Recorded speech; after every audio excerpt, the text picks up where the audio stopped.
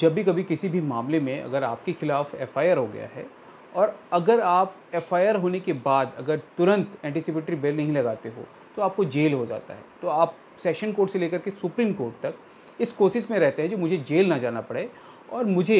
Anticipatory bail मतलब अग्रिम जमानत से ही रिलीफ मिल जाए और मैं बाहर रह करके ही इस मुद्दे पे लड़ाई कर सकूं, इस मुद्दे पे बहस कर सकूं या अपने अपने बारे में कोई स्टेप ले सकूं।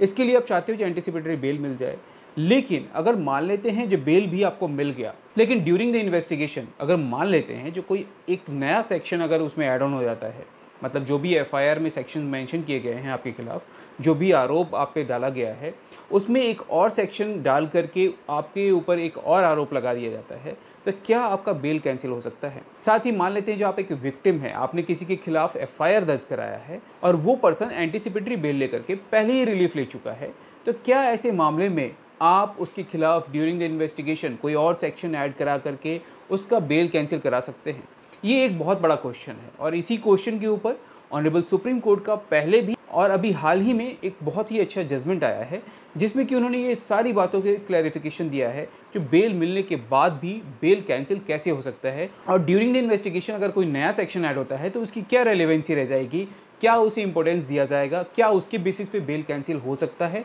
या नहीं हो सकता है। वीडियो स्टार्ट करने से पहले एक ज़रूरी जानकारी, जो अगर आपको आपके लाइफ में किसी भी तरीके का कोई भी अगर कानूनी समस्या है, कोई ऐसी लीगल प्रोसीडिंग में आपको इश्यूज़ आ रहे हैं, उसका आपको सॉल्यूशन चाहिए, तो आप मेरे टीम के साथ कनेक्ट हो सकते हैं। इसके लिए मैं डिस्क्रिप्शन में आपको लिंक दे दे रहा हूँ। अब वहाँ से जाकर के मेरे साथ किसी भी सोशल मीडिया प्लेटफॉर्म पे जैसे कि यूट्यूब, इंस्टा, फेसबुक, वहाँ से आप कनेक्ट हो सकते हैं और आपकी जो भी लीगल इश्यूज़ हैं उसका सॉल्यूशन मिल सकता है आपको। लेकिन इसके लिए बहुत ज़रूरी है जो चैनल को सब्सक्राइब करें, बेल आइकन हिट करें, जिससे कि आप मेरे साथ जुड़े रहें और जो भी छोटी बड़ी कानूनी समस्या हैं उसका आप सॉल्यूशन पा सकें और इस चैनल के थ्रू आप अपने लीगल राइट्स के बारे में समझ पाएँ और जितने भी लेटेस्ट जजमेंट हैं ऑनरेबल सुप्रीम कोर्ट के या ऑनरेबल हाई कोर्ट्स के, उसके बारे में भी आप समझ पाएँ, जान पाएँ। क्योंकि कानूनी जानकारी आपको सुदृढ़ और मजबूत बनाती है और आपको आपके अधिकारों के बारे में बताती है। तो आइए दोस्तों, स्टार्ट करते हैं इस वीडियो को और समझते हैं ऑनरेबल सुप्रीम कोर्ट के जजमेंट के बारे में। अगर इस केस के फैक्ट के बारे में डिस्कशन करते हैं तो इस केस के अंदर मिसेज एक्स, जो कि एक कंप्लेनेंट थी, वो एफआईआर दर्ज कराने जाती हैं पुलिस स्टेशन और वहाँ वो बताती हैं जो उनके साथ रेप कमिट किया गया। पहले तो उनके साथ एक बिजनेस एग्रीमेंट बनाया गया और उस बिजनेस एग्रीमेंट के बिहाफ पे ही उनके साथ रेप कमिट किया गया और उसमें एक्यूज पर्सन ने उन्हें ये झांसा दिया जो उन्हें और भी प्रोजेक्ट्स दिलाए जाएंगे और नए प्रोजेक्ट के दिलाने के बहाने उनके साथ रेप किया गया। जब पुलिस वाले ने इस बातों को रजिस्टर में मेंशन किया, एफआईआर रजिस्टर हुई, तो उन्होंने उस एक्यूज्ड के ऊपर 2 सेक्शन इम्पोज किए, सेक्शन 354 आईपीसी और सेक्शन 506 आईपीसी। सेक्शन 354 आईपीसी हमें बताता है सेक्सुअल हरासमेंट के बारे में और सेक्शन 506 हमें बताता है क्रिमिनल इंटिमिडेशन के बारे में। जब ये एफआईआर रजिस्टर हो गया इन दोनों सेक्शनों के बिहाफ पे, तो उस एक्यूज पर्सन को गिरफ्तार कर लिया जाता है और उन्हें सलाखों के पीछे भेज दिया जाता है। लेकिन एक्यूज की गिरफ्तारी के जस्ट बाद एक्यूज्ड अपना लीगल राइट्स यूज करते हुए, अपना एक कानूनी अधिकार समझते हुए, वो अपना एक रेगुलर बेल लगाते हैं मजिस्ट्रेट कोर्ट के सामने और वहाँ रिक्वेस्ट करते हैं जो ये आरोप जो लगाए गए हैं, ये जो एलिगेशंस लगाए गए हैं मेरे ऊपर, ये सारे के सारे गलत हैं, इस तरह का कोई भी घटना नहीं हुआ है, ये मेरे पे गलत एलिगेशन लगाए गए हैं और इसके बिहाफ पे मजिस्ट्रेट कोर्ट से उन्हें बेल ग्रांट कर दिया जाता है। विक्टिम इससे काफ़ी परेशान होती हैं। मिसेज एक्स जो विक्टिम हैं, जो कंप्लेनेंट हैं, वो काफ़ी परेशान होती हैं जो जब मैंने ये बोला था जब मेरे साथ रेप किया गया है, तो आखिर एफआईआर के अंदर सेक्शन 354 और सेक्शन 506 ही क्यों मेंशन किया गया, यहाँ पे सेक्शन 376 क्यों मेंशन नहीं किया गया, जो कि रेप के मामलों को दर्शाता है। और इसी कंप्लेन को लेकर के वो पहुंचती हैं पुलिस के हायर अथॉरिटी के पास। वहाँ पे हायर अथॉरिटी को कहती हैं जो जब मैंने ये कहा था जो मेरे साथ रेप कमिट किया गया और जब इस एलिगेशन को मैंने एफआईआर के अंदर मेंशन किया था, फिर भी इस एफआईआर के अंदर इस एलिगेशन के अकॉर्डिंग सेक्शन 376 क्यों मेंशन नहीं किया गया। और यहाँ पे पुलिस अथॉरिटी एक सप्लीमेंट्री स्टेटमेंट लेते हुए सेक्शन 376 इम्पोज करती हैं एफआईआर के अंदर और साथ ही उस एक्यूज पर्सन को जो बेल मिल गया था उसके लिए बेल कैंसिलेशन का एप्लीकेशन फाइल करती है मजिस्ट्रेट कोर्ट के सामने। और जब यहाँ पे मजिस्ट्रेट कोर्ट जब बेल कैंसिलेशन के एप्लीकेशन देखती हैं जो इनके ऊपर, इन एक्यूज्ड के ऊपर सेक्शन 376 जो कि रेप के मामलों को दर्शाता है वो इम्पोज किया गया है, तो उनकी बेल को कैंसिल कर देती हैं। और ये सब कुछ होता है ड्यूरिंग द इन्वेस्टिगेशन। और इसी बिहाफ पे जब अपना बेल कैंसिल देखते हैं एक्यूज्ड पर्सन, तो एक्यूज्ड पर्सन पहुंचते हैं हाई कोर्ट में अपना 438 एंटीसिपेटरी बेल के लिए, अग्रिम जमानत के लिए, क्योंकि वो उस टाइम बेल पे थे, उन्हें बेल ग्रांट हो गया था तो उन्हें गिरफ्तार नहीं किया गया था, जिसके कारण वो अपना अग्रिम जमानत लगाते हैं सेक्शन 438 ऑफ सीआरपीसी के अकॉर्डिंग। ड्यूरिंग द आर्गुमेंट्स, जब इस बेल एप्लीकेशन के ऊपर आर्गुमेंट्स होना स्टार्ट हुआ हाई कोर्ट के अंदर, तो वहाँ पे एक्यूज पर्सन ने अपनी बात रखी, जो मेरे ऊपर जो भी आरोप लगाए गए हैं वो सारे के सारे गलत हैं, और जब मुझे एक बार बेल मिल गया था तो मेरे पे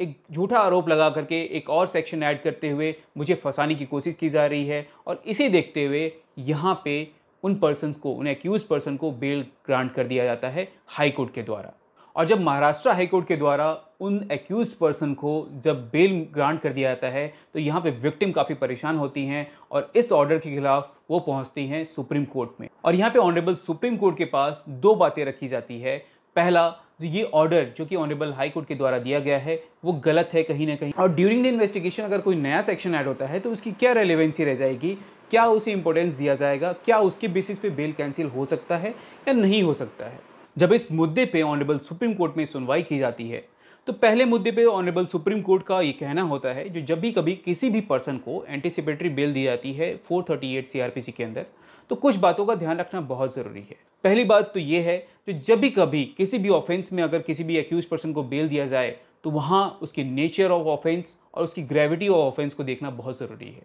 जो उसकी सीरियसनेस कितनी है, क्या वो काफ़ी सीरियस ऑफेंस है जिसमें कि उन्हें बेल दिया जा रहा है। साथ ही ये भी देखना बहुत ज़रूरी है, जो जिस भी पर्सन का नाम उस एफआईआर के अंदर मेंशन किया गया है, क्या कहीं उस पर्सन को ज़बरदस्ती तो नहीं फंसाया गया, क्या कहीं उस पर्सन को उसकी इमेज को ख़राब करने के लिए उस एफआईआर के अंदर नाम तो मेंशन नहीं किया गया है, उस पर झूठा आरोप तो नहीं लगाया गया है। साथ ही ये भी देखना ज़रूरी है, जो कहीं एक्यूज पर्सन बेल मिलने के बाद विक्टिम को परेशान ना करे, या जो भी विटनेसेस हैं, जो भी एविडेंस हैं, उसे मिटाने की कोशिश ना करे। इन सारी बातों पे ध्यान रखते हुए ही किसी भी पर्सन को 438 के अंदर बेल ग्रांट करना चाहिए। इस केस के अंदर जब सेक्शन 376 इम्पोज किया गया है, तो यहाँ नेचर और ग्रेविटी ऑफ ऑफेंस देखना बहुत ज़रूरी था, और कहीं ना कहीं ऑनरेबल हाई कोर्ट ने यहाँ पे इस चीज़ को अवॉइड किया। यहाँ पे इन्होंने इस सेक्शन को अवॉइड किया जो कि ये ग्रीवियस ऑफेंस के अकॉर्डिंग आता है, और इसके अकॉर्डिंग यहाँ पे एक्यूज्ड को 438 नहीं मिलना चाहिए था। साथ ही यहाँ पे ऑनरेबल सुप्रीम कोर्ट के पास जब दूसरे मुद्दे पे डिस्कशन हुआ, तो क्या ड्यूरिंग द इन्वेस्टिगेशन अगर कोई नया सेक्शन इम्पोज किया जाता है, कोई नया आरोप के अकॉर्डिंग, कोई नए अपराध के अकॉर्डिंग अगर कोई नया सेक्शन इम्पोज किया जाता है, तो क्या उससे बेल कैंसिल हो सकता है। इस मुद्दे पे ऑनरेबल सुप्रीम कोर्ट का ये कहना था, जो हमने पहले भी इसके ऊपर एक क्लैरिफिकेशन दे रखा है, और एक केस था Pradeep Ram versus state of Jharkhand, जो कि 2019 का मामला था, और 2019 में ही हमने इस मुद्दे पे पूरा क्लैरिफिकेशन दे रखा है, जो ड्यूरिंग द इन्वेस्टिगेशन अगर किसी भी पर्सन के ऊपर अगर कोई नया सेक्शन इम्पोज किया जाता है, तो उससे उसका बेल कैंसिल हो सकता है। और जैसा कि इस केस के अंदर इनिशियली सेक्शन 354 ऐड किया गया था, और बाद में during the investigation section 376 add किया गया था, जिसके अकॉर्डिंग उनका बेल कैंसिल कर दिया गया था, क्योंकि सेक्शन 354 सिर्फ और सिर्फ उनके सेक्सुअल हरासमेंट के बारे में बात करता है, लेकिन सेक्शन 376 रेप के बारे में बात करता है, जो कि एक ग्रीवियस ऑफेंस है, और इसके अकॉर्डिंग उनका बेल कैंसिल हो गया था। तो यहाँ पे ऑनरेबल सुप्रीम कोर्ट ने अपने प्रीवियस डिसीजन के बारे में, प्रीवियस जजमेंट के बारे में, जो कि Pradeep Ram versus state of Jharkhand का मामला था 2019 का,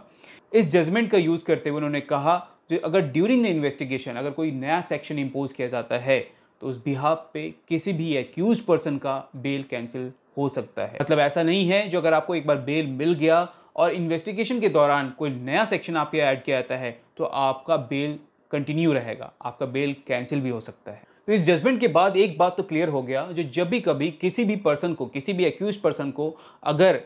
एक सेक्शन ऐड होने के बाद, एक एफआईआर में जो भी सेक्शन मेंशन किए गए हैं उसके अकॉर्डिंग अगर बेल मिल जाता है, तो ऐसा नहीं है जो अगर ड्यूरिंग द इन्वेस्टिगेशन कोई नया सेक्शन इम्पोज होगा तो उनका वो बेल कंटिन्यू होगा, उन्हें फिर से नया फ्रेश बेल फाइल करना पड़ेगा उस नए सेक्शन के अकॉर्डिंग। और साथ ही ये भी, जो अगर ड्यूरिंग द इन्वेस्टिगेशन अगर आप एक विक्टिम हो, अगर आपने कोई नया ऑफेंस उसमें ऐड करवाया है, अगर आपने कोई ऐसी बातें बताई जिससे कि नया ऑफेंस बनता है, और उससे उस एफआईआर के अंदर, उस चार्जशीट के अंदर अगर कोई नया सेक्शन मेंशन किया गया है, तो उससे उस पर्सन को फिर से गिरफ्तार किया जा सकता है। बाकी आपको वीडियो कैसा लगा, वीडियो पसंद आए तो वीडियो को लाइक करें और इसी तरह के लेटेस्ट जजमेंट्स के बारे में जानने के लिए चैनल के साथ जुड़े रहें और चैनल को सब्सक्राइब करें, साथ ही बेल आइकन हिट करें। Thank you so much. जय हिंद, जय भारत।